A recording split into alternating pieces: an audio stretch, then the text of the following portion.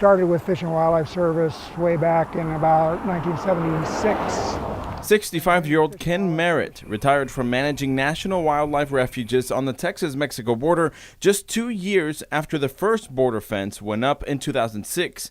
Back then, it was the Bush administration that pushed to have a barrier to curb illegal immigration, a move Merritt did not like. Administration wanted to put the wall in where they wanted to put the wall in. It was one of the reasons Merritt's 30-year career came to an end. He says it was a devastating blow to see the government bypass several environmental laws to build the fence when he believes boots on the ground and technology would do a better job. We're finally defending our own borders. Fast forward 11 years and history seems to repeat itself.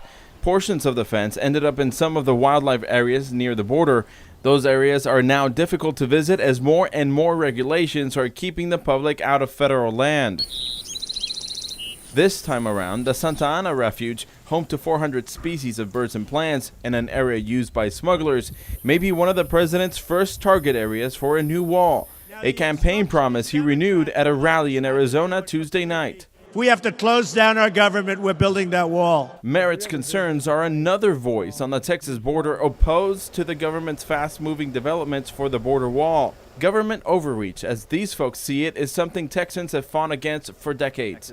When asked if he would defend Texas landowners who fear losing their property to President Trump's wall, Texas Senator Ted Cruz replied, "The advice that I receive from Border Patrol agents, from law enforcement, is that there are a host of tools that are helpful, that a physical barrier, a wall, or a fence, that can be a helpful tool in slowing down illegal immigration." However, he wouldn't address the concerns of some border residents. Senator, you didn't necessarily address the eminent domain part of my question.